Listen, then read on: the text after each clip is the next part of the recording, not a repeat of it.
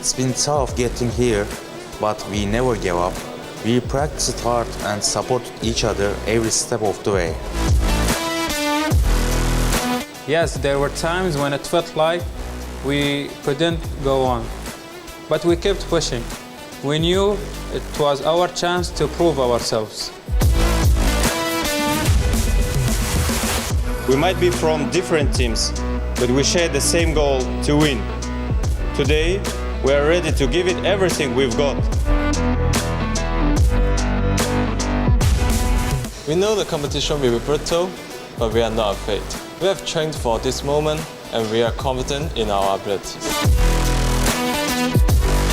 This is what we have been working towards all seasons. We are excited to show everyone what we are made of. Every setback was a lesson and every victory fueled our determination. We are here to give our best and leave everything on the battlefield. We faced many challenges along the way, but each one has made us stronger. Today, we stand united and ready to showcase our skills. Win or lose, we are proud to be here. Our motto is to fight with honor. Let the games begin.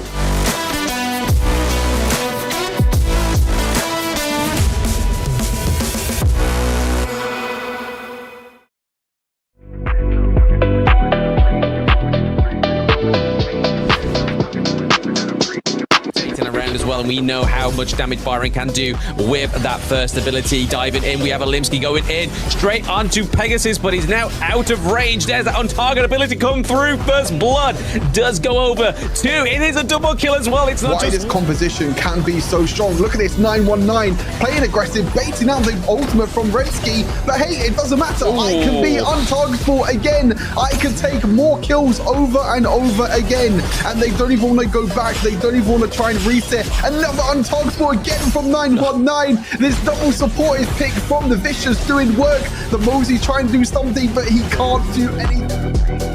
Ultimate in the end as well was so smart, like being able to do it. And, two more kills though for Major Pride, maybe a third as well. And again, it's the Vicious playing a little bit aggressive in the enemy's jungle, and a killing spree now for Princess Frost and a few kills over to Suzuki with that Tyrant coming back up and available as well.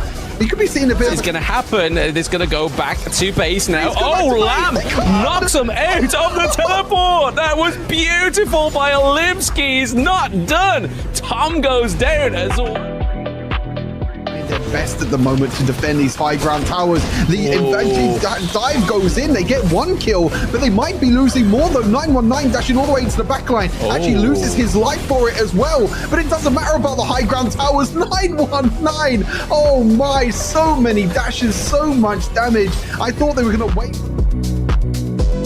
Xinlin being able to keep off S2G from that Tyrant, and there comes through the unbridled rage from Xinlin for AGHK, but we see Sora come through as well, knock up onto Sora. Sora is already pretty low. She tries to keep him in that battle, but it's another fall down for Sora once again. You can see they're toying with them at the moment. It's like, yeah, you can't go back to base. We're going to completely catch you off guard. Close actually flashing in.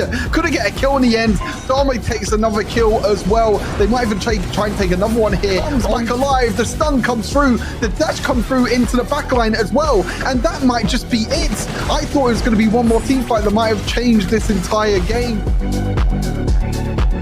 Combo for AGHK, landing it once more onto Rekner. I think it was there. Yes, Hino goes down. We see Snow pick up a double kill as well. Is this going to be the game-ending finish here for the AGHK with 8 minutes on the board, going into that 9-minute mark there as they take the higher ground turret in the clash lane. Everybody but Closer is dead and in that spawn.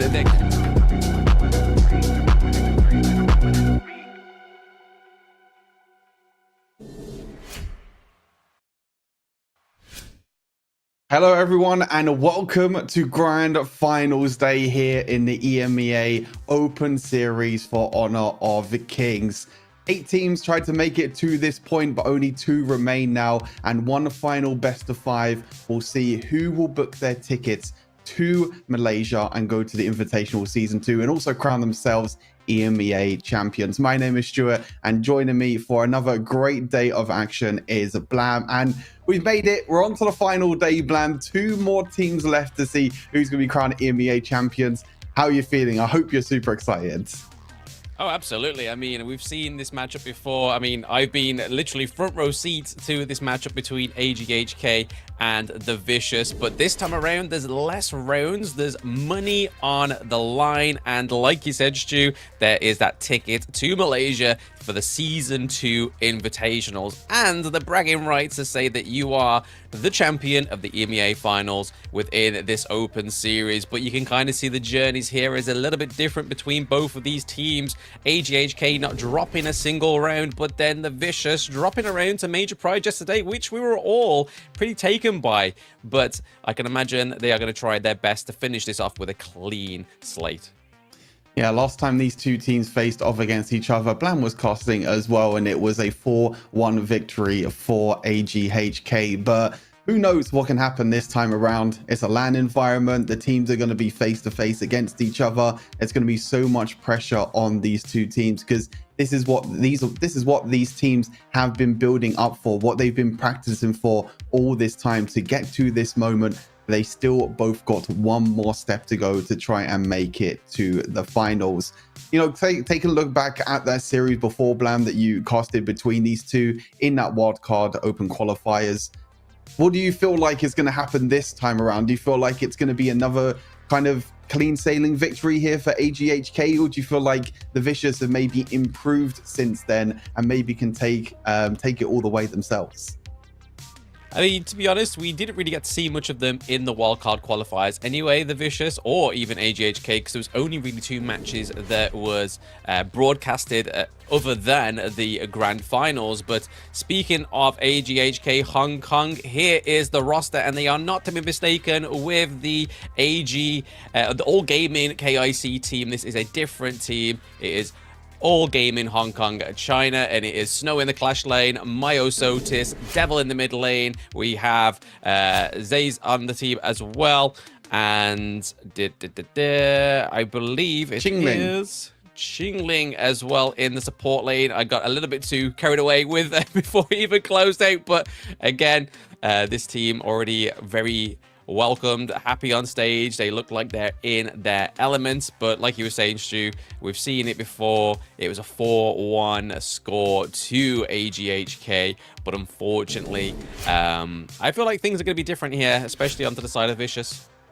Yeah, we'll have to wait and see. As talked about the Vicious, this is their roster for today. Easy buy. We have 919, Pegasus in the mid lane, Tommy in the farm lane, and MZK in the support role. Again, you mentioned that the Vicious did drop that 1 game against Major Pride yesterday.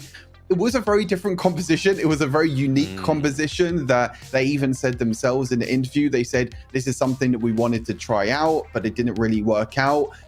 Maybe it could be like a little bit of a bait saying to AGHK, like, hey, we're not going to try this strategy again, but they might turn against it again. But you can see all the players ready and waiting in the LAN right now in Abu Dhabi, all getting ready on stage for the first draft of today. But going briefly back to AGHK as well, you know, I was kind of looking behind the scenes because it seems like they've had an absolute whirlwind of a ride to this point, you know, winning 2-0 against Axe, winning 2-0 against S2G. But even when you're looking at not just the wins themselves, but the players as well, you know, the KDAs and everything across the board. Snow in that Clash lane, 17-0-17 overall. He has not died a single time in this EMEA finals with a 34 KDA. That is something special to come out from a player like Snow. Absolutely. I mean, it's nothing to be frowned upon is all these KDAs that you've nicely put out for us here, Stu. and I'm just looking and totting up the total kills so far. So over to AGHK, they're currently on the 66 kills. So again, not one single team yet to get to that 100 kills within this tournament, but I feel like within this best of 5 we're gonna see it. But the Vicious are ahead just by 2 kills so far, so 68 kills to the 66 onto the side of AGHK. So it's gonna be, again, not only a bragging rights to see who finishes this one, but who's going to be the first team to get to that 100 kills. But we're going to be no speculation no more, because we are getting into game 1 draft right here, and we're already seeing some really aggressive bans come through on both of these teams. Over to the side of Vicious, they have the Dama and the Zhong Fei being banned, and they do Brio pick up the Hu Huan as well into the jungle. And again, over to the side of AGHK, they ban out the Lamb and the Pei. Kaiser and Dolia coming through for AGHK, a very well synergizing team between the support and the jungle. Already solid performance and solid draft for AGHK right now. Yeah, that Lamb ban, no surprise really on the red side. You know, we've seen it already before. The Lamb being banned on that red side always gets first picked on the blue side if it is up and available. The Ali coming out, the Main coming out as well now for the Vicious. First picking that Hu Huan, who we've seen a lot in the jungle. We've seen it to great success, but also we've kind of seen the downside of it as well at the same time. But they've also gone AGHK for that Hu Yi in the farm lane. We've seen already the crazy combo that AGHK bring out with the Hu Yi and the Princess Frost. And before this series started, I was thinking to myself, is Princess Frost going to be a high priority pick or a high priority ban? Because Devil in the mid lane for AGHK has picked Princess Frost in every single game so far. They already have the Hu Yi, so will the Vicious ban away the Princess Frost to kind of deny them from that combo that they've been so successful with? Yeah, I mean, a little bit off the pocket here, off the cusp pick in the ban phase here. The Zhuang Zi getting banned on the side of AGHK. They knew that the Vicious was cooking something with that support pick that hasn't been picked up in the entire open series. So Zhuangzi has been put into the bench warming position right now, because maybe it will come out in one of these games within this whole series. But the Angela does come through. We are seeing a little thing, something different here from Devil Shu, as you've rightfully called out.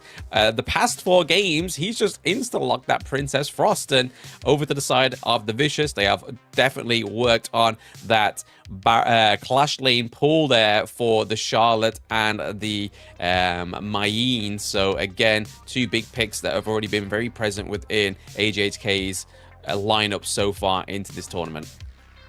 Yeah, really interesting that the Angela gets picked up instead of the Princess Frost. You know, it wasn't even banned away either, so they might have had a little bit of a different strategy here, AGHK, with going for the Angela instead of the Princess Frost in the mid lane. And also, if I'm not mistaken, we saw the Guan Yu being picked up as the final pick as well in the clash lane. So something different coming out here for AGHK. But something that I realized as well before this series is that Myosotis in the jungle for AGHK has picked a unique jungler in every single one of these games. But I think now he's picked that Kaiser. So I was kind of saying to you, Blan, before this, I was like, is he going to pick a unique champion in every single one of these games in the EMEA finals? But that's not the case with the Kaiser. But here we go. Game number 1. This is about to go off and be an absolute banger of a series. AGHK versus the Vicious. One final best of 5 in this EMEA finals to see who will be crowned the champions. Yeah, like you managed to pick up there in that draft towards the end on the side of AGHK, they managed to go for the Guan Yu pick, which did come through in the qualifiers for AGHK. It is a fantastic pick, and it kind of makes sense what their coach and manager was on about yesterday, saying that we're going to pick something speedy, because this guy is all about speed. He has he's on a horse. He can pretty much build momentum very quickly. He can push you in and out of turrets as well. So again, this hero is going to be something to be feared on the side of the Vicious, but playing against it already, I believe they should have some counter in their pocket for this Guan Yu pick. It's just all about making sure that none of your squishy heroes are going to be left overextended in these lanes at any point, because if that's the case, he is just gonna punish you because of his ability to be able to push you wherever he wants to. He can just make you go and completely take over the control of your mobile, basically. He's like, oh, you want to walk backwards? Nah, you're coming into the team with me, darling, and we're going to make sure that you don't leave this team fight. But already seeing quite a big presence in that mid lane, so a big fight for the mid lane turret very early on. Yeah, I feel like in general as well, the Guan Yu can also be rotating a lot more. You know, we've seen a lot of clash laners kind of stay in their lane quite a lot. The only way that they've really been able to escape that clash lane is through that teleport right at the top of the map. But I feel like this Guan Yu can definitely look to try and rotate a lot more, try and maybe rotate to the mid lane, get an advantage through the mid lane and the jungle. As you can see, Snow is just so damn fast on this horse. It's absolutely crazy. But for now, he's just going to be sitting underneath the tower. He's not going to be able to play too aggressive, because 919 on this pickup that has been so strong throughout the entire tournament, this Yuan as well, just all the untargetability, all the healing and shielding and the movement speed just to get around the map, being able to clear the objectives has been such a big benefit for many teams in this tournament. Yeah, with Easy Baby actually picking up a clash lane that we've yet to see him on within this regional finals. And the last time we saw the Hugh Huang come through onto the side of the Vicious, it was more so of a backseat sort of putting the pressure on for splitting the team fight, whilst we see the likes of Easy Baby manage to rack up those kills, because obviously last time it was picked up, he went on a no-death run with the Mayin, so we could see something very similar. But Guan Yu is really showing why he has such great presence in this game. First blood goes over to AGHK, but it's not quite done yet. Tom is being harassed by the Hu Yi and the Dolia, but it's probably not going to be enough. Oh, the basic attack comes through from Dolia, and he does get picked up. However, Easy Baby pick up a kill onto the Angela. That CC Muti is not going to be enough, but the Kaiser comes through, picking up MZK under the second tier turret as well. That is 3 kills to 1 already on the side of AGHK. As I mentioned, this Guan Yu being able to rotate, being able to get that advantage, jumping onto 919 there, already used his ultimate very early on, so wasn't able to use that untargetability to kind of keep him alive. But there is the stun from the Hu Yi, and hey, you don't need a Princess Frost, you have an Angela as well to deal so much burst damage. That combo that we've been seeing this entire tournament from AGHK, normally with the Princess Frost, but now with the Angela in the mid lane, still works just as well. Yeah, going into that 4 minutes, we have 4 kills on the board. They're currently ahead by 1.3k. Picking up that Tyrant is just going to make the previous engages we've just been seeing a lot easier for the side of AGHK. Kaiser, Dolia on the Sage buff side as well, managing to pick up the Sage buff from Hugh Huang, which is going to be a bit of a detriment to her kit right now, because she's not going to be able to get as much mana regen or cooldown either. We'll probably end up seeing, if they have the grits on the side of the Vicious, to try and pick up that Sage buff for themselves. Gammo does get hit by the Hu Yi as well. And then again, Devil on this Angela picking up the kill.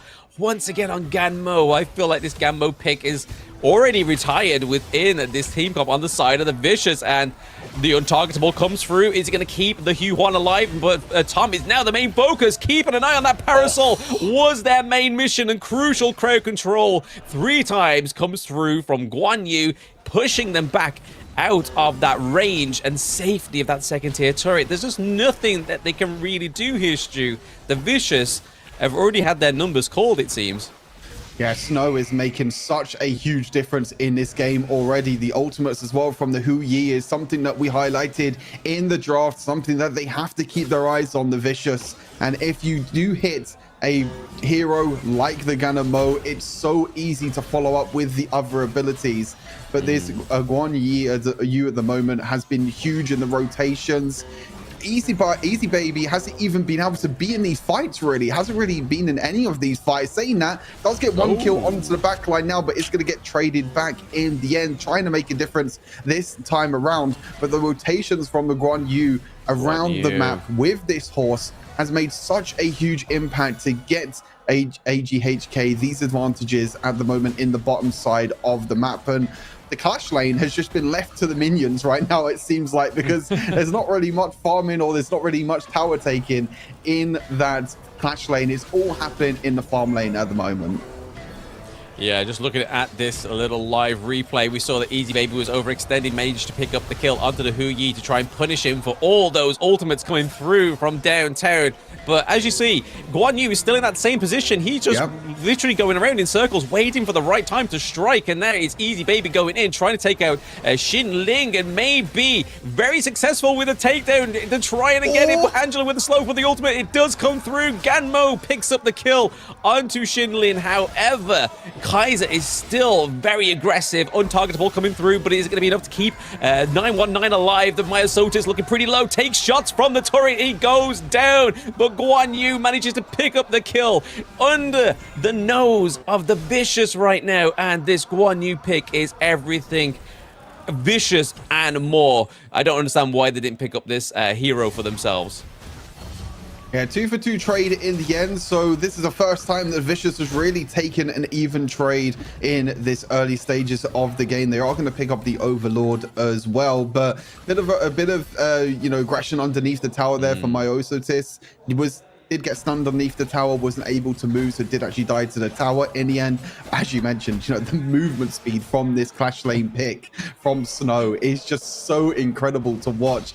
Just going underneath the tower, walking by, just being like, yoink, that's a kill for me. And then I'm just going to run back away into safety as well. It's such an amazing pickup, that something that I was looking at, you know, kind of behind the scenes with some of the picks that some of these players have been picking in this EMEA finals through the qualifiers. And that's one of the picks that has been so fun to watch. And another kill in the mid lane with this HoYi pick, but it looks like the Vicious are trying to turn things back around, but they're not going to this time. It's a 1-for-0 at the moment. The ultimate comes through again, the reset from the Dolia, and it means that they could try and take this mid lane tower. They take the mid lane tower, but the Vicious gets one. They're trying to go back into the back line, trying to get another, but unstoppable for Devil in the mid lane, normally on this Princess Frost.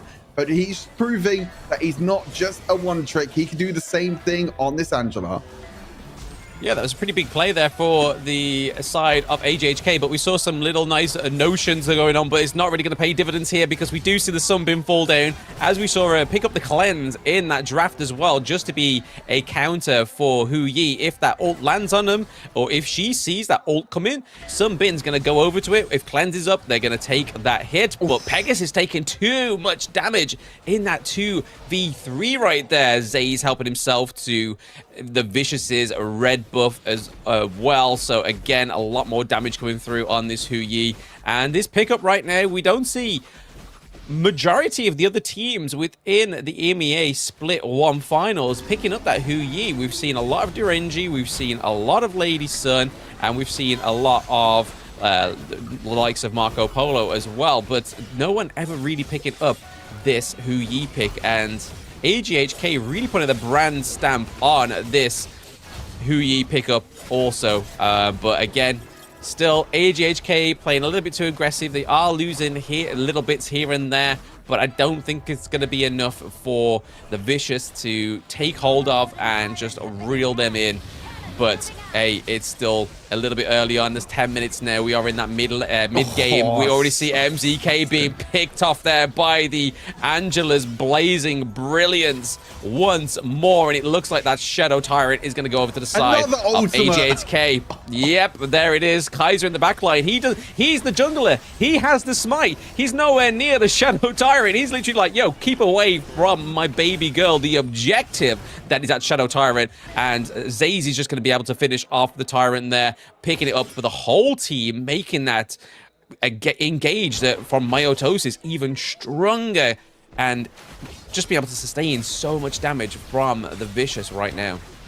There's just nothing that the Vicious can really do about it. Another ultimate from HoYi and another kill every single time this ultimate is up from HoYi. Someone is dead on the side of Vicious. The ultimate, the snipes are just too much for the Vicious to deal with. And the follow-up that they have drafted with this composition for AGHK, like I said, usually that Princess Frost, but this time with the Angela kind of does the same thing as well with that stun ball that she's able to throw out, with that ultimate as well, that incredible single target damage.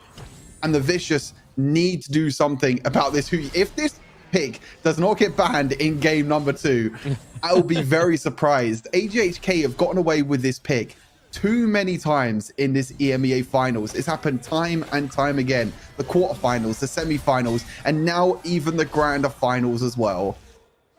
Yeah, it's as if they're getting away with murder as they managed to get a pickup once again on HoYi, a hero that hasn't been banned throughout the entire EMEA split. So again, they know it's a safe option because it's not going to get banned, but going from this game 1 to game 2, I believe that it will have to get banned. But again, because it's only really effective if you get that early game lead, with HoYi being quite a scaling hero within this team comp. If you don't let him scale, then he's not a problem. But unfortunately for the side of the Vicious, he is being able to scale exactly the way he wants to. He is getting every little bit of gold that he needs, but Guan Yu stalking the backline of the Vicious, but actually not being able to pick up any kills because they're a little bit more prone to that gank now. They know what's coming, but the CC immunity for Easy Baby just means that Guan Yu's able to fly over the wall with that horse, and we're seeing Myotosis is still committed to the grind, taking the hits from that turret because he is invulnerable with the nicely paired minion wave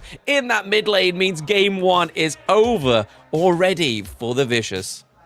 AGHK taking a convincing game number 1, another perfect draw for them, another unique pick as well with that Guan Yu as well in the clash lane. Unfortunately, Snow did lose his kind of flawless run really in this EMEA finals. He did die a single time, but still that early game, the pressure that the Guan Yu was able to do rotating around the map, he would just left Easy Baby in that clash lane the whole time, and there was nothing really that Easy Baby could do about it. Trying to rotate down in time, but with how much movement speed the Guan Yu has, being able to rotate to the mid lane and also to the bottom side of the map, giving AGHK that numbers advantage in the bottom side, gave them that advantage in the early game, gave them that goal lead in the early game. And as you mentioned, when you have that HoYi ahead, when you can use that ultimate aggressively, time and time again, every single time that ultimate lands, it was the go button for AGHK, and a near flawless game for them in game number 1. Great performance.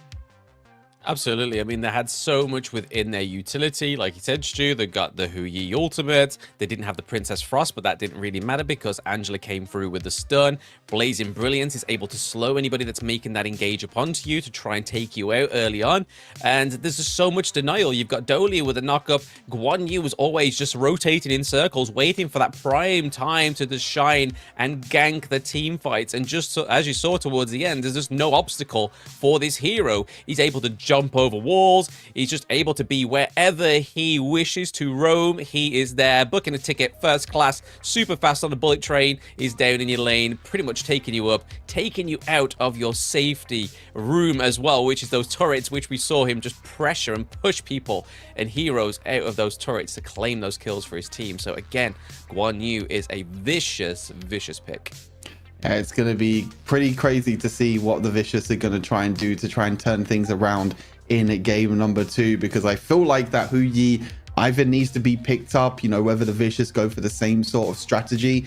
And it's not like it's a hard strategy to kind of accomplish and a hard strategy to kind of bring to the forefront of your team. It's really simple, you know, HoYi ultimate, the ultimate lands. As long as the ultimate lands, you can just follow up and just engage. But it just shows how this AGHK lineup have been together for so long. They're all on the same page. They all understand what they need to do during the game as well. You know, they mentioned yesterday in the interview how their coach is also a big benefit to them as well with these drafts. And every single draft right now has been so good for AGHK. They have still not dropped a single game in this tournament. It'd be absolutely incredible if AGHK could go all the way. If they win this series 3-0 as well, they would go the whole way without dropping a single game. But here you go.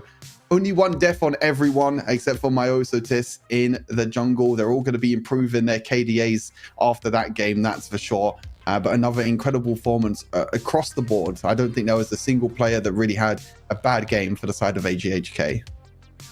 Yeah, no, absolutely agree with everything you said there, but they were alluding to AGHK's coach being their secret weapon. I'm starting to think that Guan Yu's their coach. You know, it's potentially the hero's just like, yeah, whispering in their ear like, yo, to pick me up. They've got no chance. Even with that Hugh Guanholt and Hugh on pick, still no chance. But yeah, looking at those figures, we see the 26% damage from the likes of the Kaiser. Again, naturally a tanky pick, but still doing fantastic amounts of damage. And then 27% damage from the Hu Yi, which we didn't expect anything different from because it was just so present with those massive ultimates coming from downtown. Angela linking up with it, synergizing with that ultimate very well. And then if you look at the jungle game, one Tyrant, one Shadow Tyrant, no Overlords in sight for AGHK. And to be fair, with that aggression, did you need the Vanguards to rock down your lane? They were just everywhere. And this Guan Yu pick, I'm pretty sure this highlight is all going to be Hu Yi ult and Guan Yu rotations. That's what it seems like it's going to be to me right now. No, like I said, it's just Easy Baby didn't know how to deal with it. Like I said, there was barely nothing happening in the clash lane in this game. I don't think there was any ganks, any pressure or anything at all in this clash lane. All the pressure was at this bottom side. And you can see these team fights. Every single team fight, this Guan Yu is in the fight. But Easy Baby is nowhere to be seen. And when he did join the team fights, yes, he got a kill, but he just got his life traded back. So the rotations and the movement speed of this Guan Yu getting that advantage in the bottom side of the map was such a huge win condition for AGHK in this series, and it really made a huge difference for them as well. And it's something that the Vicious has to be wary of. I think they've got so many things to kind of consider when coming into the second pick and ban phase. You know, the likes of Snow with this Guan Yu pick, the Hu Yi as well for Zeiss was also an incredible pick. You know, trying to make maybe Devil feel a bit uncomfortable on these control mages, which it seems like he can play other picks rather than that Princess Frost. There's so many things you have to consider against this AGHK lineup, and it just shows how strong they are as a team, as individuals as well, to win so convincingly in the grand final of the first game. Yeah, I mean, we saw a little bit beyond the scenes sort of stats that we were looking at, and both of these teams heavily ban out that Mai, so whether that is just a weak pickup or generally a weakness for them, but Devil, like we've said and mentioned many times, synergizing with the Hu Yi, giving a great presence into those team fights, picks up the MVP for game one, but this player is no stranger for that MVP role. Again, going straight to Devil on the mid lane, but like you said, there's got to be some mad adjustments going on into game two for the Vicious to even think of picking up a game point from AGHK, which they managed to do in the qualifiers. But that Guan Yu that can't come through again. Hu Yi, you've got to really limit that scaling of that hero if you really want to still let that through but not ban it. Yeah, it's going to be interesting to see for sure. I think you know, when it comes to the pick and ban, you know, you talk about that my pick as well, you know, not banned or not picked at all in that first game. I think kind of noting that these two mid laners want to play the control mages. They feel comfortable on the control mages. We've seen other teams in this EMEA finals do really well on that my pick. So that's why that has been banned away. But we're going to be taking a quick short break. When we come back, game number 2 of this grand final between AGHK and the Vicious. You don't want to go anywhere.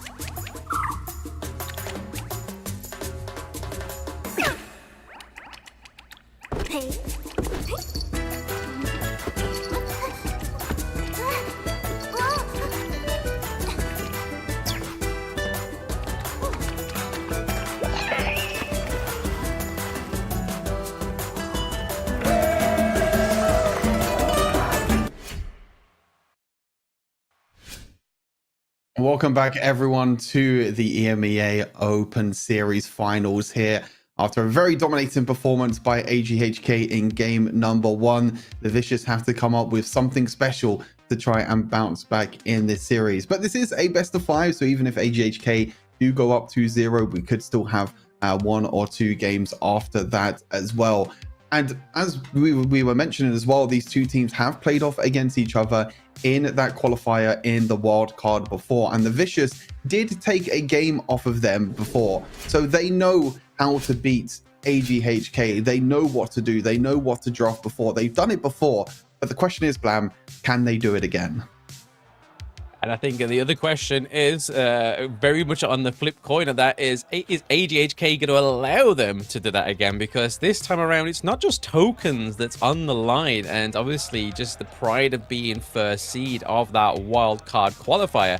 There's money, and there is also your representation going into that Season 2 Invitational. Do you want to be known as a team that didn't drop a single round in the entire of your qualifier into Season 2 Invitational? Or do you want to know that's got a little bit of a blemish on the record and know that you can be hurt?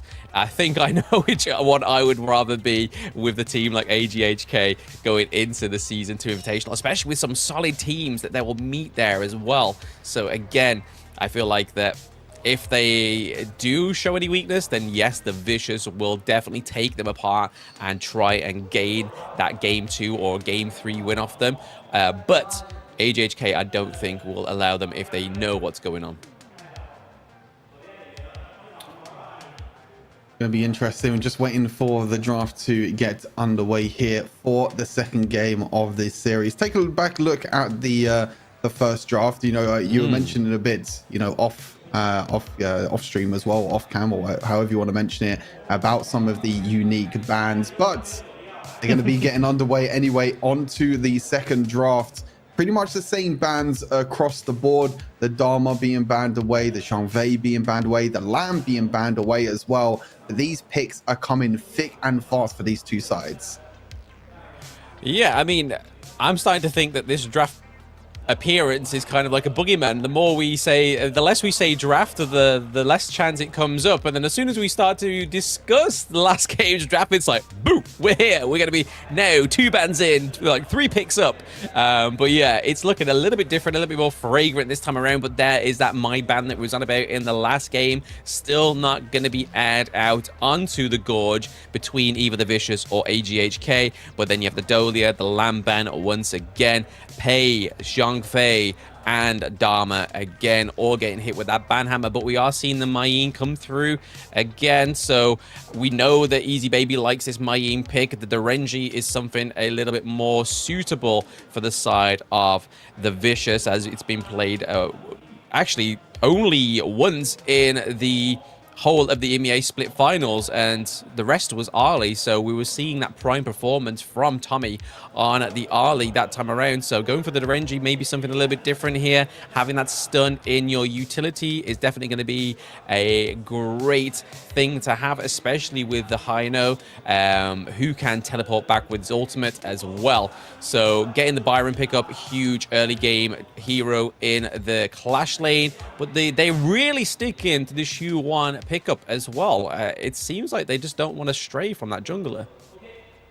They want to pick up the same jungle pick. Wasn't really that effective in game number 1, but we know the potential of this hero. You can see the Sunbin now going over the side of AGHK. They're going for a very different composition than what they were in game number 1. Every one of these picks at the moment are completely unique, and we'll have to see what the final pickup is going to be here for AGHK. But still, overall, really strong picks. You know, the Arlie has been very strong. The mobility that she brings is just absolutely crazy.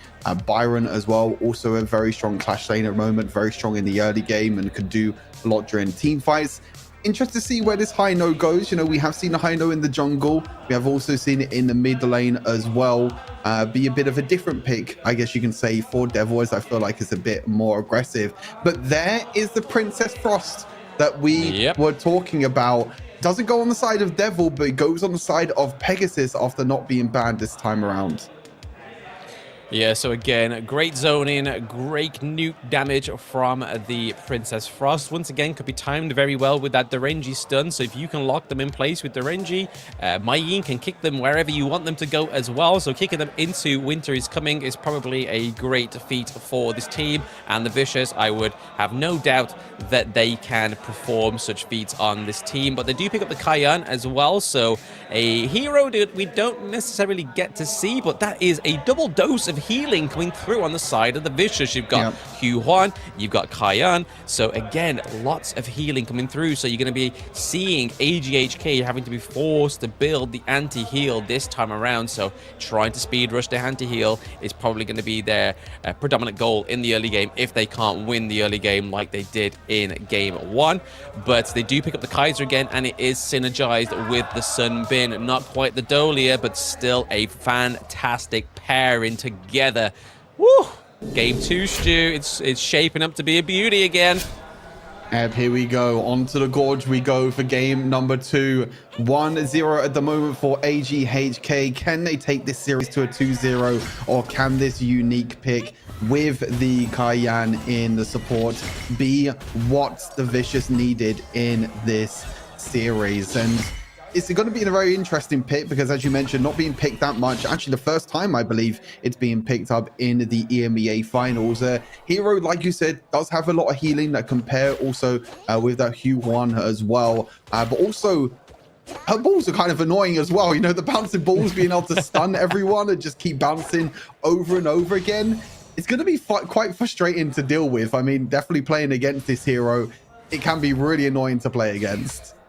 Yeah, I mean, when we briefly played together the other day, Stu, I was on this hero, you were on Lamb, and me getting those CCs from that earworm skill was definitely setting up some beautiful kills for the team and yourself. So again, like you said, that bouncing ball CC, it's very minor, it's a very sort of a slapdash kind of CC, but it can really, I mean, in HoK, those are the major CCs that can make a difference because they're so minor, but at the same time, because so much happens within the team fights within HoK, that stun seems like a bit of a, like maybe what you would consider in other MOBAs like a 2 to 3 second stun because it immobilizes you, puts you in place, and HoK is not the game where you want to be standing still for too long because with heroes like the Mayeen, with Derenji with an even more aggressive stun as well on his ultimate, it's just something that you don't want to be susceptible to and fall victim to too many times. But already we're already seeing a little bit of a slower pace, a different orientation to where this focus is going, because we see Kaiser and Byron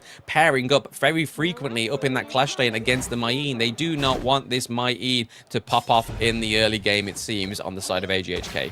Oh, nearly a kill here. Oh, is the bomb going to do enough damage? I don't think it is. The healing in the end. Oh, it was close. Tom nearly went down there to the Sunbin. They're actually going to try and play super aggressive here. And Ali takes the kill. That mobility, her being able to teleport back to her little umbrella to help her out there, using that dash to go forward, teleporting back, know that she'll be completely fine. Takes first blood for AGHK. Yeah, I mean, if you're going to be aggressive, it's that Ali that you know and can trust to be aggressive. But the Winter is Coming comes through onto the Hino, but he is able to use that CC immunity from his ultimate to take himself out of the different season that Princess Frost has casted upon him there. So again, this seems like a really good counter to the Princess Frost, because not only does Hino have that great poke potential, he can now take himself out of that different season that is casted amongst him from the Weather Lady that is Princess Frost. But again, we're seeing a little bit more rotation from the mid lane and the jungler this time around to sort of share that gold between themselves. Because once you have a great control mage like the Princess Frost, you're able to clean these lanes up pretty quick. So trying to get optimal gold where you can, some passive income, for lack of better terms, for the Princess Frost is definitely going to be a better matchup for you going into these team fights at that 4-minute mark.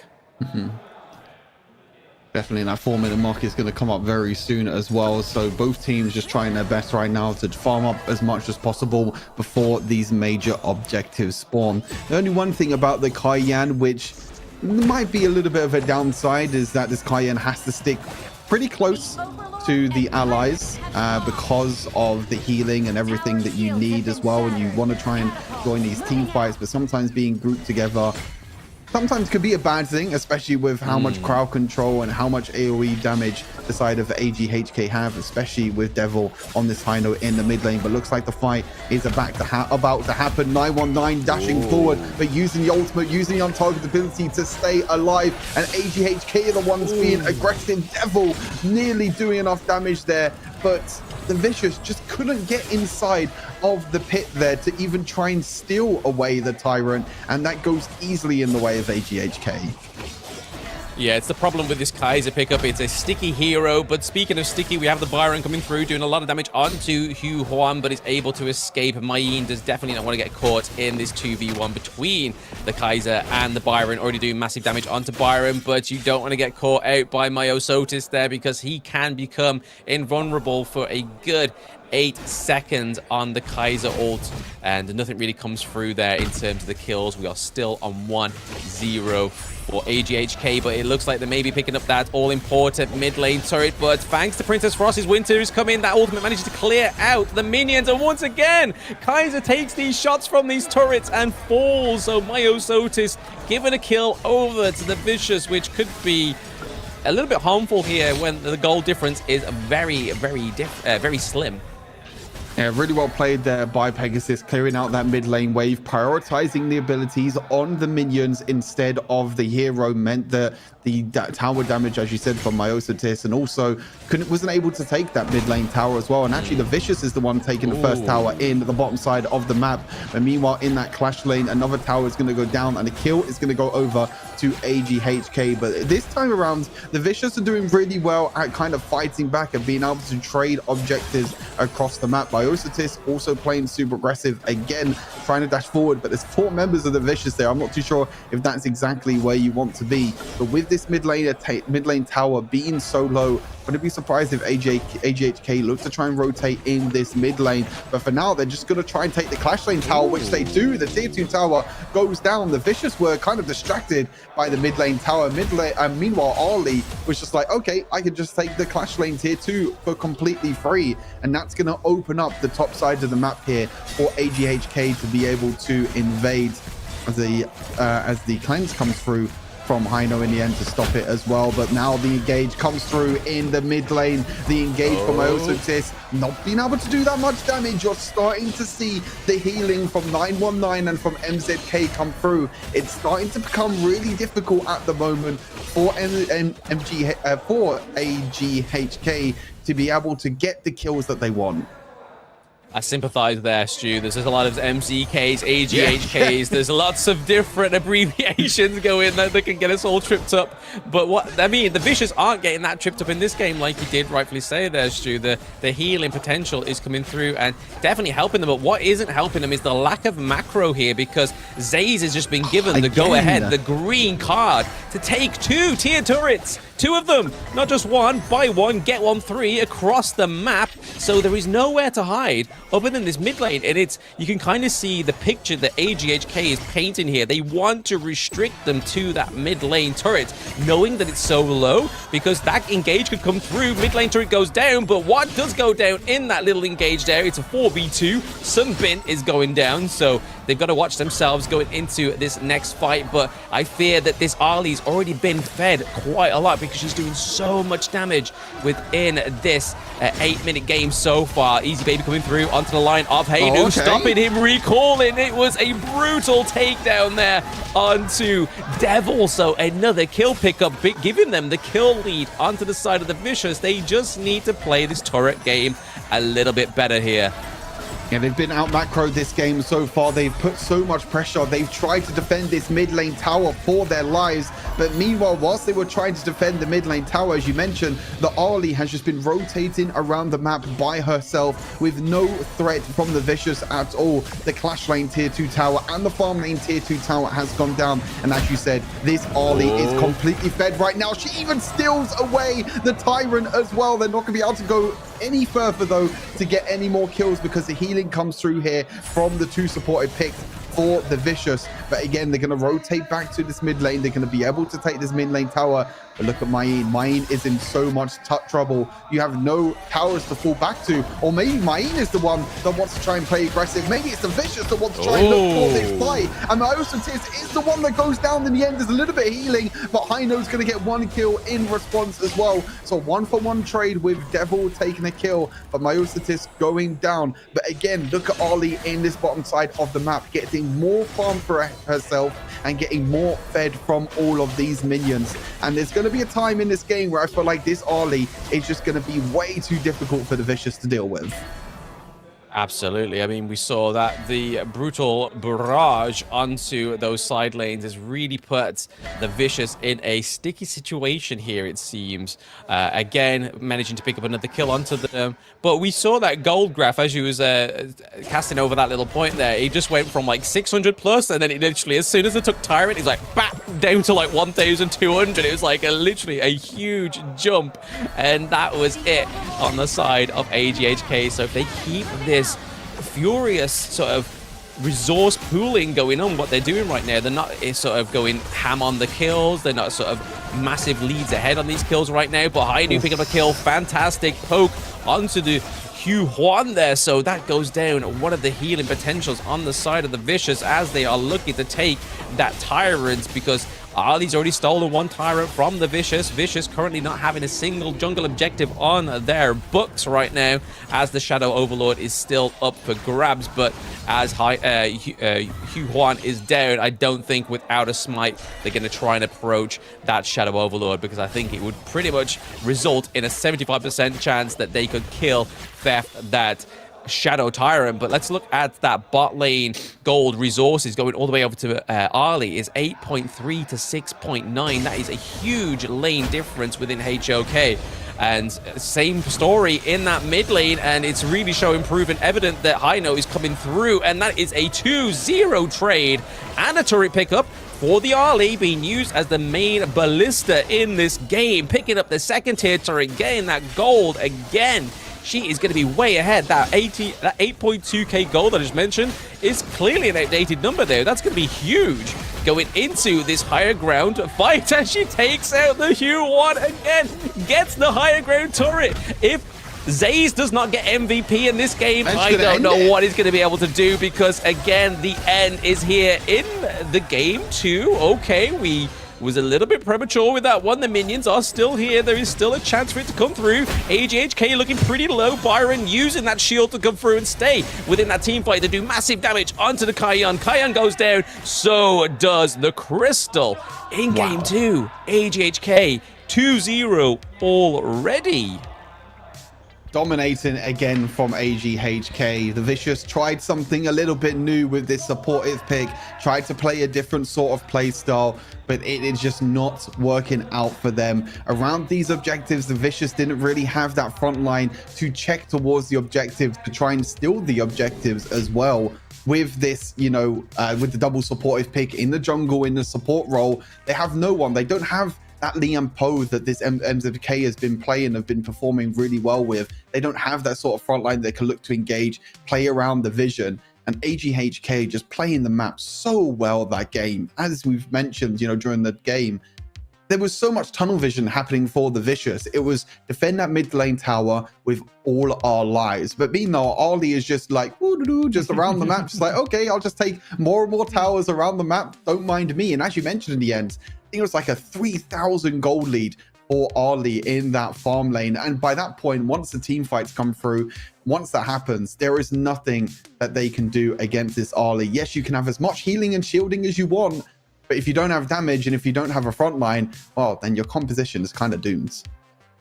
Yeah, it seems like going into the grand finals, AGHK have been waiting to prepare this early pick, because all the way through the EMEA split, they haven't picked up the early ones. It's been the HoYi, it's been the Lady Sun. That's it. No variation, no deterring from those two fantastic picks that Zaze has undoubtedly played amazing on. But the early here is a different slice, because we saw that it was not only just being used as their main farm lane, they're farming up for the gold and stuff like that. It was able to be used as the macro outplay in that whole game. We saw that Ali took 2-tier turrets up into the clash lane, took them down in the farm lane, took down the higher ground in the farm lane, and which ultimately led onto the crystal falling very soon for the Vicious in that one. And like I said in that closing out call, if Zaze doesn't get MVP in game 2, I think I'm going to riot.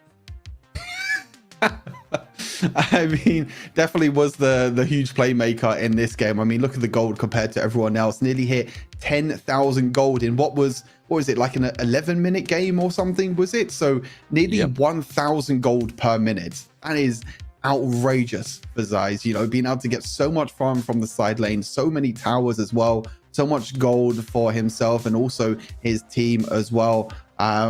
It didn't really seem like anyone did too much else. Nothing special, really, to be fair. You know, Devil had a pretty solid pretty solid pick here in this mid lane. You know, Myosotis did get caught out a few times in that mid lane.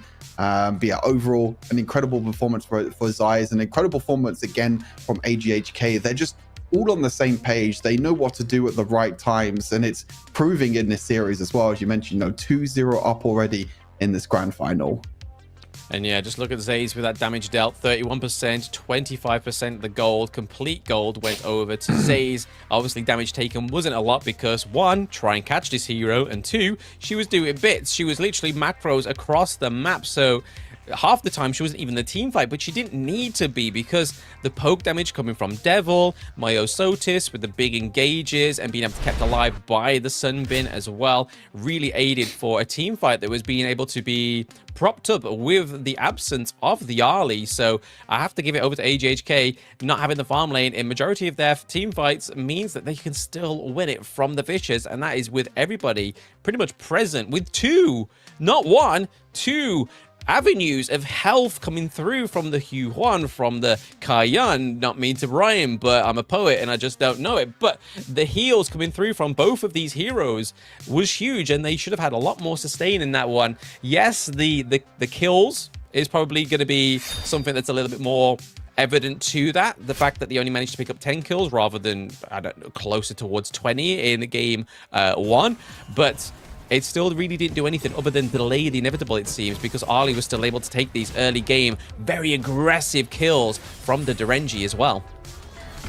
Yeah, you're seeing kind of seeing the problem in this composition with the highlights as we go through. You know, the objective control from AGHK in this game was absolutely flawless. And when you have a hero like the Huan in the jungle, you don't really have that same sort of frontline presence like the Kaiser, for example. You know, a hero like that can be a frontline presence that can do extremely well.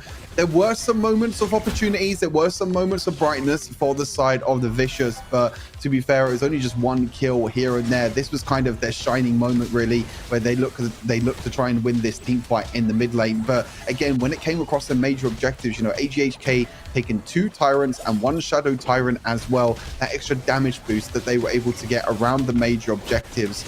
Like I said, you don't really have anyone on the side of the Vicious to kind of face check, to go in to try and steal these objectives, because you're playing the double supportive pick with this Kayan and also the Huan, and this makes it difficult for them to try and get control around these objectives. Yes, an MVP. If it's not correct, I'm gonna riot, Stu. I'm gonna riot in pure British fashion. Where's my Zaze MVP? It has been stolen. Get the tea bags, get the sticks, get the pitchforks. We're going to Abu Dhabi, Stu, me and you. I'm not going to fund it. I hope somebody else is going to. But that Zaze cheated out of MVP there, it seems. I mean, but 104k damage from Ainu. I suppose I can't really have much basis to riot at. But unfortunately for the Vicious, they are currently down 0-2 right now. So going into game 2, AGHK have 98 kills. All they need to do is close out another game, bag 2 kills, and they've got the 100 kills in the EMEA Split final as well, which no other team has managed to do. Yeah, I think the Vicious are definitely going to have to look at a different draft, maybe go away from this HoK one as well. You know, 2 games in a row now, the Vicious has first picked this jungler, but it just hasn't worked out for them in either one of these games. So, you know, the coaching staff and everything behind the scenes from the Vicious, I mean, I'm sure they're going to be preparing for a different draft in this game number 3, because 2 games in a row, they've gone for blue side. They've picked the blue side. They're like, okay, we want this first pick jungler. We want 919 on the pick that he's feel comfortable with, but it hasn't worked out for them. So after the break, we're going to be seeing if the Vicious can take a game off of AGHK, or if we're going to have a clean 3-0 and AGHK are going to be crowned the champions. We'll see you in a few minutes.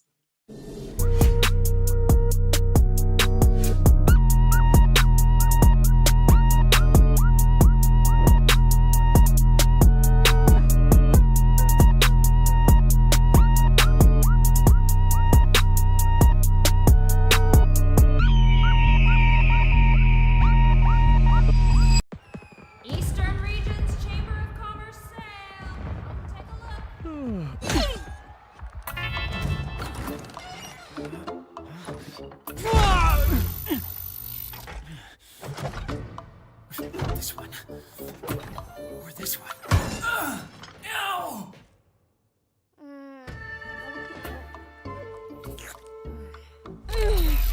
Dumbass. A fluorescent stone!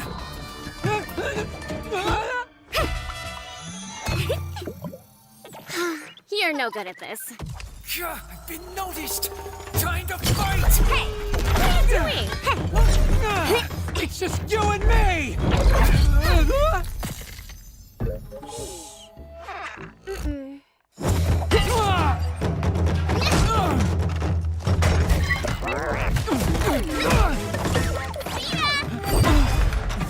You give that back! That's a pair for me! Again? Your turn.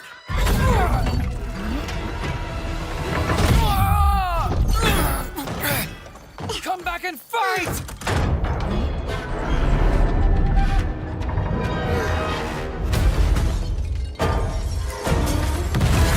It's the kid who stole the ship! Get him! He's over there! Change the run? So you're not with them? Ladies first!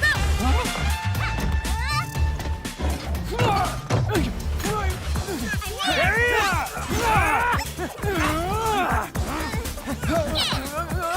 Hey, wait up! Where's that bomb I got from Mr. RUKH? Got it! Hey, shot! Firecracker! A bomb!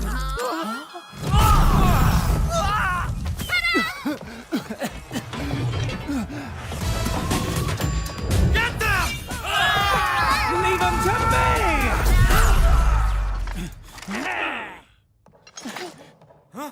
Get her too! What a pain! Time to end this!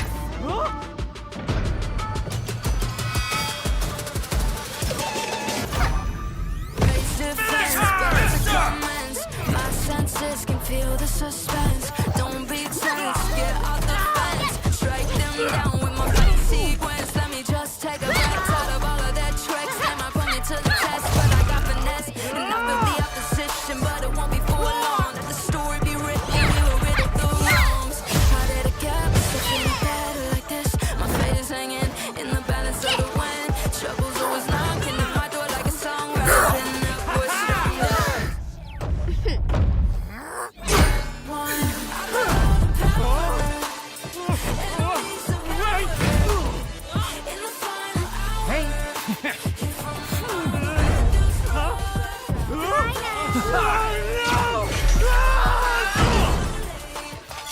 Getting away!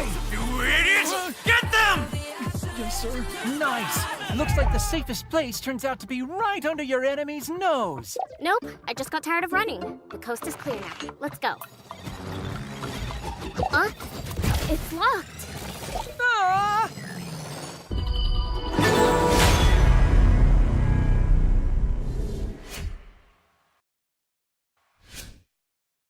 welcome back everyone to the EMEA finals here of the Open Series. We could be one game away from crowning our champions. AGHK at the moment 2-0 up versus the Vicious as we get closer to game number 3. Blam, let's take a quick dive back into the draft, and what changes do you want to see here from the side of the Vicious to maybe try and turn things around for them?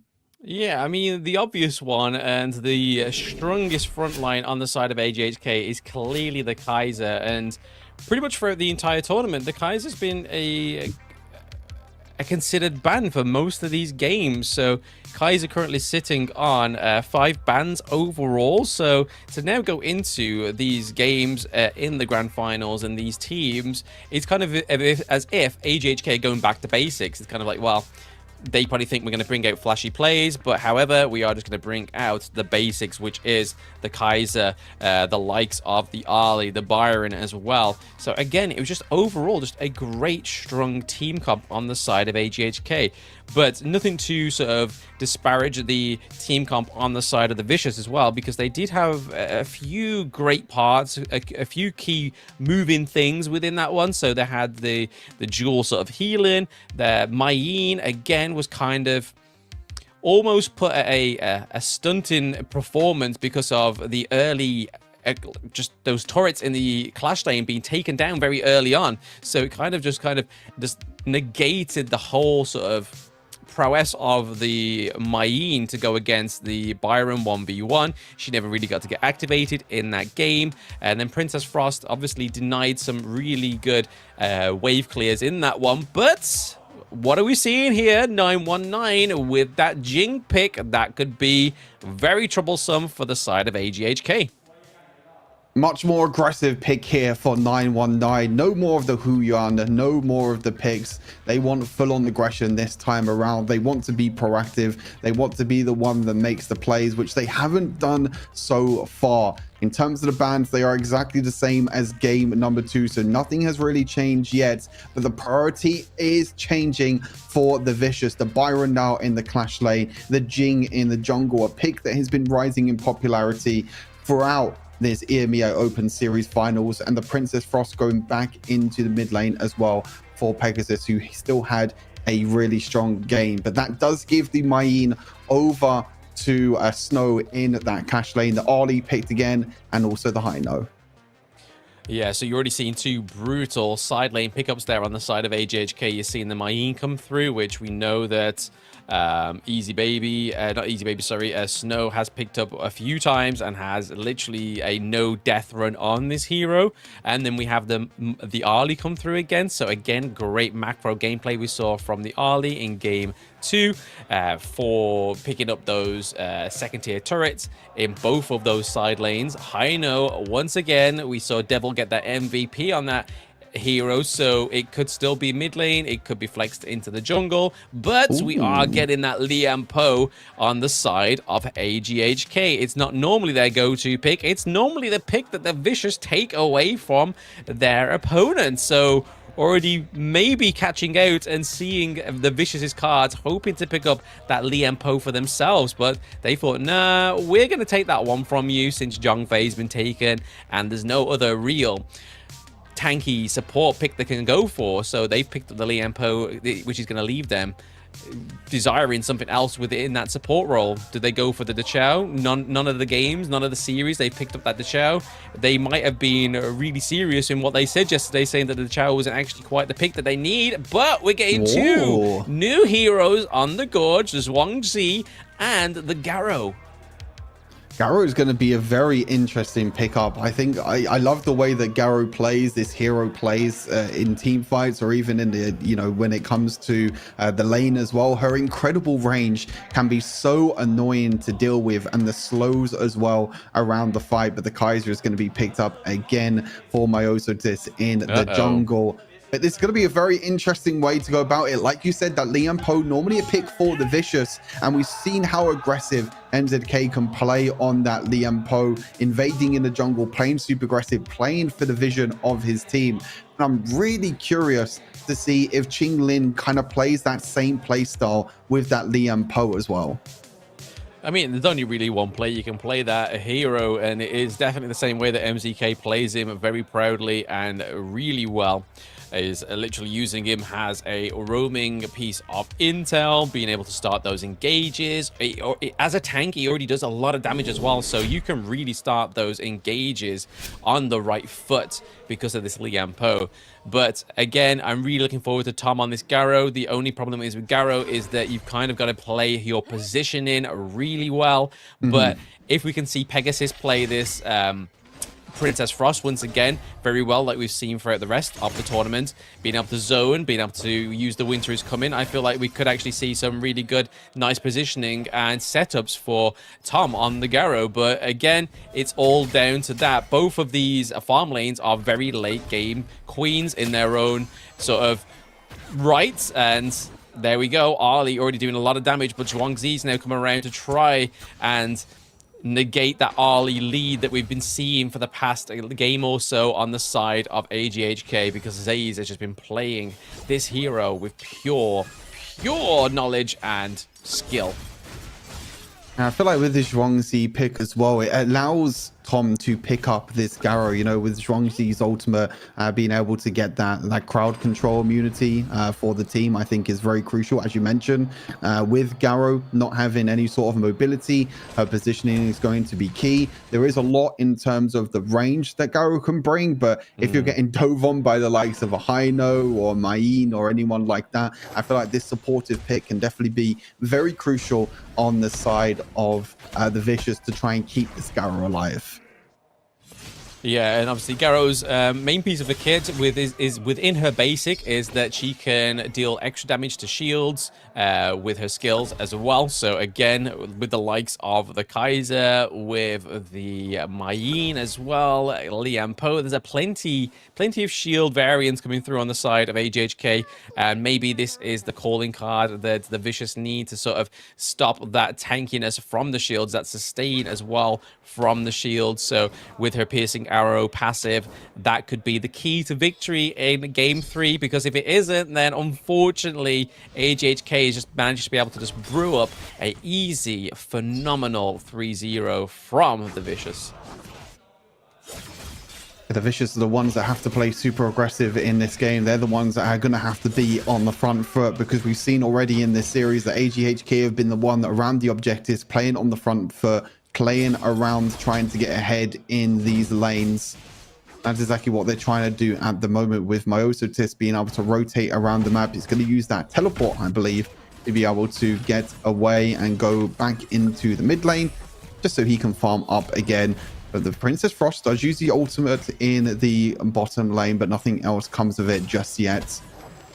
And we'll have to see if this Lampo can offer the same sort of pressure as the Vicious does as well. But I think the big thing is that since the Vicious knows how this pick works, they've played it a bunch themselves, they're probably going to know how to play against it as well. At the same time, they're going to know how aggressive this Liam Poe is going to play.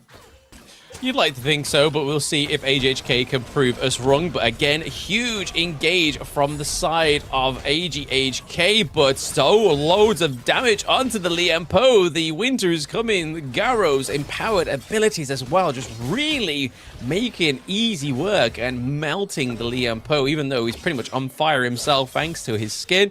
They are melting him health-wise, not just physically in the appearance. But we're seeing very aggressive rotations from Haino as well. We see him place down his mark onto a very safe point of the brush, and then again trying to look for some way in to try and even the odds down in this farm lane, because a successful farm lane fight right now could really make the difference of a easy secure on this Tyrant or a battle for blood on this Tyrant. Easy baby going in, but Liam Poe and Mayin already making sure work of him in that early fight there. They are able to get the Tyrant. Jing was trying, but just wasn't enough in the Mirror Blades kit right there to able to pick off or get a crucial kill theft onto that first Tyrant. But it seems to be just a little bit of a tradition right now for AGHK being able to pick up the Tyrant every game. First, easy jungle objective. Yeah, just every single game, it seems like the Vicious are just not in the right position. As you mentioned, you know, the Jing trying to dash over the wall, but unfortunately 919 was just a little too late to that one, and they couldn't really do anything else about it. You know, I think that when it comes to these objectives, you need to be the first person to try and create this pressure in the river, to be the one to try and go for an engage, try and go for vision control, try and get the extra vision and everything else that you want to try and get around these objectives. But in every single game so far, the Vicious have not been able to do that. It's always been AGHK, the first person at the objectives, the first team to kind of set up around the objectives, and it's been very difficult for the Vicious to try and take them away, and it's given AGHK these small little advantages in the early game to help them farm up, to help them scale, and to help them in these later game fights. And we're currently seeing the difference in the gold. It's not a lot. It's by about 800 gold difference amongst the team themselves. But I think this is a good sign for the Vicious, right? I mean, they don't have a death on the board. We're going into the 6th minute of the game, very much more closer to the 10th minute match than we were to the beginning of the game. We haven't really seen any aggressive early gameplay, but that could all change here because we have Byron up with the teleportation mechanic here, trying to escape the Mayin, and Zay's here, but it's unfortunate because Liempo comes through, and I think I've just manifested the first blood for AGHK there. But are they going to be able to trade this turret for that kill up into the clash lane? But it's not. MZK gets caught by the Mayin and it just isn't able to escape. And then Pegasus taking a lot of damage from the Hino with that fantastic poke damage from this hero in the mid lane. Devil really putting a stamp again on the Hino, as we've only ever really seen him on the likes of the Princess Frost and stuff like that. So again, a really good hero for the side of AGHK. The macro play across the board here from AGHK is just looking just perfection right now. The rotation from the farm lane of AGHK going into that clash lane, picking off Easy Baby, and then the TP from Snow going back into the bot lane to help out Devil as well. They get more kills in the bot lane, they get the top lane tower, they get the bot lane tower as well, and these rotations and these swaps around the map that they're able to do in either one of these lanes are just so difficult for the Vicious to deal with. And again, you look, we're seeing the same scenario as game number 2, the Arlie in this side lane, and the Vicious again are just, they're just sitting around the mid lane tower. They can't defend these side lane towers right now because they feel like they're already too far behind already. And again, it's the same story. They're going to have to play on the back foot again. They're going to have to make sure that they try and find a kind of a team fight from out of nowhere here. 919 looks to be the one that gets caught out. The Liempo goes in. Easy Baby is the one that gets taken down in the end. They're trying to find these fights. They're trying to find these picks, but AGHK are just reading them like a book. Yeah, AGHK just really showing their experience within their previous teams that have been obviously on the Wildcard card KIC tournament. But again, for those new joining chat, this is not the same all gaming roster that it is from the KIC. But there goes the 4th kill onto the board, which we now know is over that 100 kill mark in the EMEA Split 1 finals. So AGHK been able to rack up 2 victories here so far. Well, 3 if you're considering the 100 kills, because the 2-0 on the board, they're up with the 100 kills, the only team to secure 100 kills in the entire tournament, and looking to pretty much round out this tournament with a solid performance with no blemish on their record. And again, Liempo with a fantastic engage. We're seeing a fight between the 2 towers right now as Zay's been able to pick off the 919, so Jing goes down. 2nd tier turret again in that mid lane. Vital objectives going down on the side of the Vicious. They have nowhere to hide now. It is literally between the higher ground turrets and the crystal. This is looking really difficult now for the Vicious. They haven't even been able to secure a kill in this game 7,000 gold behind in 9 minutes, and it might only just take one more fight now for AGHK to secure that championship, to secure this series in such perfect fashion as well. They've not dropped a single game this entire tournament, and it doesn't look like they're going to be dropping a game in this grand finals either. Across the board, they've been playing so well. You know, Snow, Myosotis, Devil, Zeiss, Jinglin, every single one of these players have played above and beyond what we even expected. We knew this team was going to be strong coming into it, but we didn't think that they would be this dominating, Blam.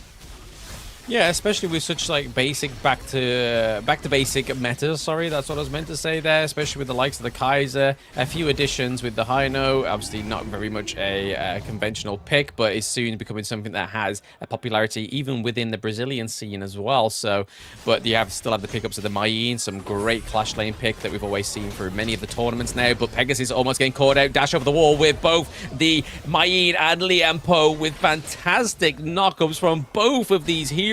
Picking up another kill onto the side of AGHK. Without that, winter is coming. They are not going to be able to just drop it and stop those minion waves. Are we going to see another Overlord free game from AGHK, just showing that they don't need that mechanic to push these lanes? They've had the pressure, they've had the macro gameplay very early on from the offset, from the word go in every one of these games.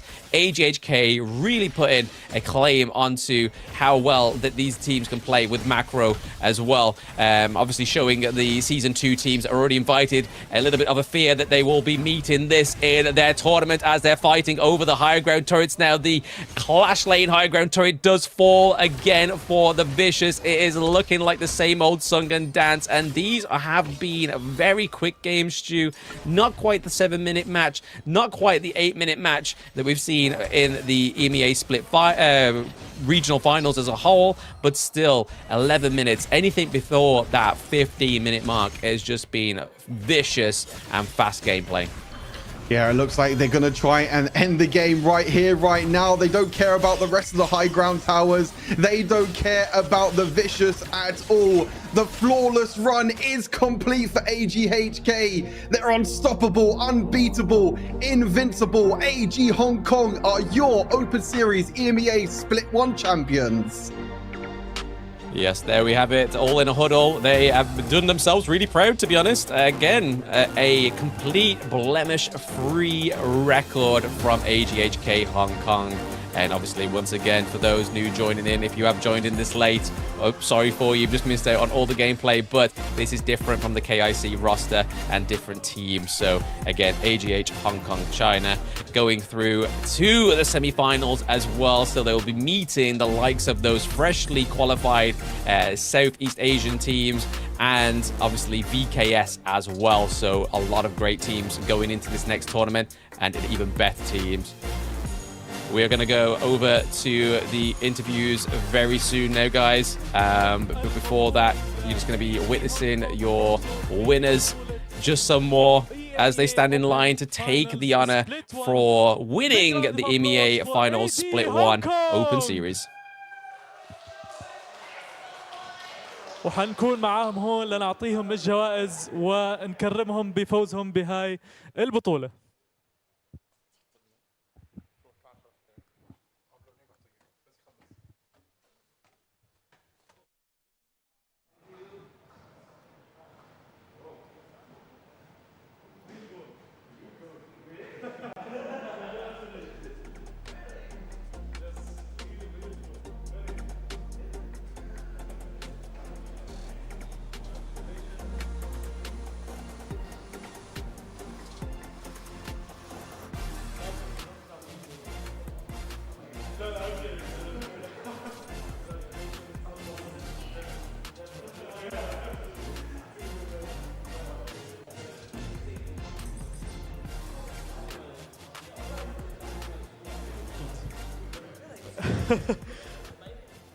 You can bite it, but I want to talk to you now. And Devil, obviously, congratulations on your win. That was a very convincing win. I mean, tell me, first of all, how do you feel after winning? Yeah, it's I don't know. I just can't express my feeling right now, but it's very happy, and then because it's the first time we come to that far to Abu Dhabi here and having this competition, and the environment here, everyone here is very nice, and we meet so many friends here, and then we are glad to be here. We are glad to be here. طبعا سالته بالمباراه الاولى شو شعوركم اول شيء انكم فزتوا، قال مبسوطين كثير انه احنا هاي اول بطوله لنا في ابو ظبي، انبسطنا ان اجينا هون، الاجواء جدا جميله. And Martin, second question is, the second game, it was 50-50, you know, first game was easy, third game was easy, second game, what happened there?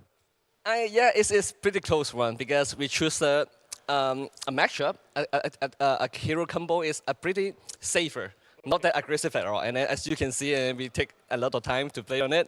So, but at last we made it. فأنا سألته برضه بالمباراة الثانية كانت مباراة نص نص، ما كان أدائكم الأقوى، فشو السبب؟ حكى لي إحنا اخترنا فريق شوي باسيف، الدرافت تبعنا كان شوي يعني مش كتير أجريسيف، فأخذناها بأمان وبالأخير بس قدرنا ننتصر، فبرافو إلهم. What was your secret weapon in this final? Secret weapons. And no. Actually, everyone is my secret weapon here, right? And I want to let you guys know because some of our players is not the player original role in this team. Because some of them is playing Crashling before, but now he's changing into jungle, and some of them is playing the jungle, but now he's going to the ADZ. So because about these changes, it make a lot differences in this team right now. But at last, we made it to here, and then we win the final, and we are very happy about it. Yeah. سألته إذا في خلطة سحرية عملوها بالنهائي هاد، وحكى لي إحنا صراحة كتير غيرنا أدوار، صار الكلاش لين يلعب جنجلر، ويعني عدة أدوار اختلفت بالفريق، وهذا الإشي اللي غير علينا إحنا نظام البطولة، وبرضه يمكن أعدائنا ما فهموا إيش إحنا قاعدين نعمل. Okay, wait a minute before you bite. Also, one more question. Obviously, you played against Vicious. You played before in the online phase and you beat them. Now, coming here, did you have different strategy or you tried same thing? But that was, did we use the same things to face them? Just same things. Yeah, just the same things. Yeah. So you chose the same thing and the Vicious couldn't. Are you that strong? You should ask our teammate then. Are you guys wrong? Are you guys wrong? Are you guys that strong? فسألتم إذا صراحة إنه غيروا إشي من التصفيات لهلا بالنسبة إنه لما حيلعبوا ضد نفس الفريق، حكى لي لا والله ما غيرنا إشي، إحنا بس هيك إحنا قويين بشكل عام. Okay, one last question for you. Now that you won and you're qualified to Malaysia, what will AG Hong Kong do? Yeah, about the Malaysia one, I mean the season 2 one, it's a pleasure to us because there is so many strong team there, but we will try our best to beat them as much as possible, and then we were gonna prepare. At least we still got 1 month, I think, so maybe we can have a well prepared to join in there and then to play with the other strong teams. Yeah. Do you think we will see you in the World Cup? Of course, yeah, because our final target is aimed to the EWC, so I will see you guys in EWC, and then please keep on support us, and then we love to have you guys to support us. ثانك يو مارتن. طبعا سالته اخر شيء اذا شو حيعمل هلا فريق اي جي هونغ كونغ بما انه فاز، حكى لي حنضل نتدرب وحنضل نعمل اللي علينا لانه بطوله ماليزيا فيها فرق قويه، فبدنا نحاول انه نتاهل على كاس العالم. وسالته هل حنشوفكم في كاس العالم؟ قال لي ان شاء الله حتشوفوني، استمر بالدعم وان شاء الله حنشوفك انت بالذات في كاس العالم. Thank you so much Martin. Thank you AG Hong Kong. Big round of applause again for our champions. كان معاكم عبد الله بتغطية هذه البطولة، إن شاء الله ما أكون قصرت معاكم، يعطيكم ألف عافية على المتابعة. شكرا لزيكا وإكسل آر وكيوبي على التغطية الرائعة بالتعليق والتحليل والتقديم، وإن شاء الله نشوفكم في بطولات أخرى. زيكا الكلمة الأخيرة إلك. AG Hong Kong, your Split 1 EMEA champions. A flawless run and not dropping a single game this entire tournament. What an incredible one for AG Hong Kong. And one thing I wanted to highlight from the interview as well is that yes, these players have played together on a team before. You know, this is not to be mistaken for the All Gamers Chinese team. This is a new team that has come together. But some of these players did play on a team before. They were at the World Championship before. But but they were in different lanes. You know, Myosotis was playing in the Clash lane. He's now doing the same thing in the jungle in a completely different role. Zeiss was a jungle before, now playing in the farm lane. And it's so great to see that these players adapt to a new role, to a new play style, and with a new team as well coming together, that they have been able to come out on top as the champions of EMEA. Yeah, absolutely. I think that is definitely worth noting that some of these players have gone from roles that they are used to, very comfortable in, I can imagine, and then go into roles that they may have had some sort of like fluency in, but at the same time, they just definitely manhandled the competition, for lack of their better words. But again, Zays 5-0-2. Imagine the final game, you get no kills on the board. The Vicious not looking so vicious right now. It's a different story, Stu. I mean, they performed better in the wildcard qualifiers, and I don't understand how that kind of thing quite happens, other than the LAN pressure, other than the pressure of it being the grand finals and more being on the line. But to perform worse than your previous efforts makes little sense to me within this matchup. But AGHK are absolute titans in their own right. They are going to go over to the Season 2 Invitationals. And as their coach Martin said there, they're looking to go to EWC as well. They've got their eyes on the prize to take down all the other competition. But as you can see, the scores there, again, another Overlord free. There was no overshadowing of that Overlord in any of those games, and AGHK was just able to have that macro knowledge, have that fantastic gameplay, especially in game 2 and 3. I think that's where it was most notable with Ali, and just run away with it. They didn't need the Overlord to even help them do those kind of things. So again, mad props. Yeah, big props to AGHK. I think from the macro down to even the micro play, you know, the team fights were played pretty much flawlessly. The macro play around the map, like you mentioned, in that game 2 and the game 3, just playing around the map so perfectly, getting little advantages around the map, whether it was one kill here or there, whether it was the tier 1 or the tier 2 towers. They knew where to be. They knew where to be and where they were wanting to be at the right place at the right time throughout this series. And they were no match for anyone, you know. So 3 teams tried to take them down. 3 teams even tried to take a game off of them, and no team could even take a game off them. They completed a game in under 8 minutes as well before against I believe it was MENA that they completed that game under 8 minutes. They went through this finals, and it didn't even look like they broke even a sweat in this entire tournament. And I'm really excited to see where this team will go and how far this team will go in the Invitational Season 2. Because I'll be totally honest with you, I think this team can go very far with what we've been seeing here in the EMEA finals.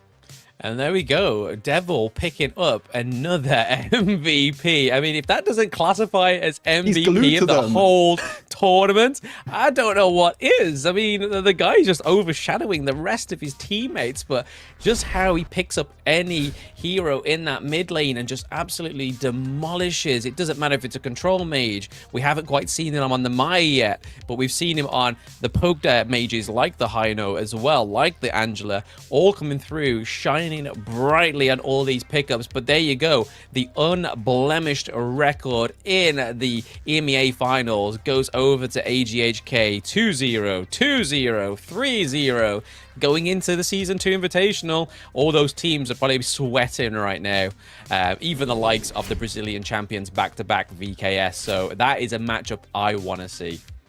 No, it's like I mentioned already, it's going to be super exciting to see them in the Invitational Season 2 in Malaysia as well. And overall, I think it's been a great tournament. It's great to see all these players and all these teams in a LAN environment, you know, in Abu Dhabi. Some of the teams maybe probably wanted to perform better as well, but no one was really matched in the end for AGHK. I think that they were above and beyond everyone else. And like I said, they didn't even break a sweat. I'm sure they're going to be probably tested a lot more in the Invitational, as you mentioned, you know, with the Brazilian teams and also with all the SEA teams as well. That's going to be super exciting to see how AG Hong Kong do against all these SEA teams as well. But it was great as a, split one EMEA finals. I think all the players and all the teams should be proud, putting on such a thrilling event throughout the week.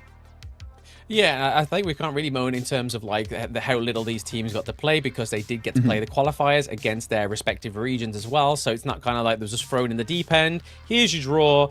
Unfortunately, you got what you got, and that's it. They were able to kind of show themselves and perform in the qualifiers, but unfortunately, it was just fallen to the victims of the draw, some of these teams. But again, we had some surprising performances like the likes of Major Pride. I'm so happy for this team. I have no sort of like, other than seeing them at Season 1 Invitational, I have no affiliation to this team, but knowing that they've improved just seems like a great thing, some sort of great development within Honor of Kings, already blooming and blossoming within the global scene already. Even if it's not quite been able to match up to the Vicious or AGHK, it's still a fantastic thing to see. So seeing players grow, develop into their own kind of brand as well, I think is probably the best thing about a fresh esports scene.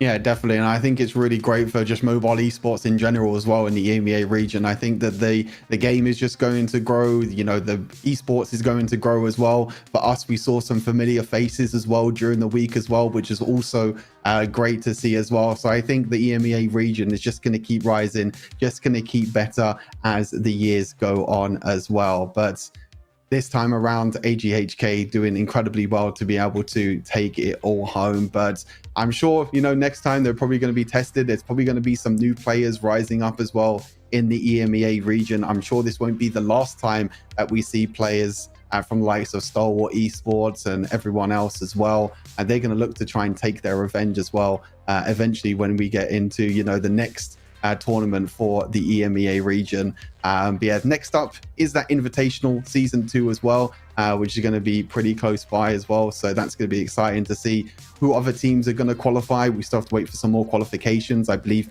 from the Brazil region. They've still got to finish their qualifications as well. But like I said, you've got likes of Vivo Key, they're going to be there. You've got all the SEA teams as well from the likes of Philippines and also Malaysia as well. So overall, I think the next tournament that we have, that one is going to be even better than this one. And this one is going to be hard to top as well, because this one was such an amazing tournament to cover. Absolutely. And I mean, you've not only just got the Brazilian conclusion, you have the last chance qualifiers for those CEST teams, but which takes place next weekend. So again, it's now the time to be invested in Honor of Kings Esports. Lots of events coming through. Global coming in the 20th of this month in 18 days. But unfortunately for now, from the British guys, it is over for us here. But we'll see you very soon in the upcoming tournament. So take it easy, guys. Go out on the gorge, smash it, make a team, get in an org, or win the finals. Let's see how you do. We'll take it easy now. Bye now.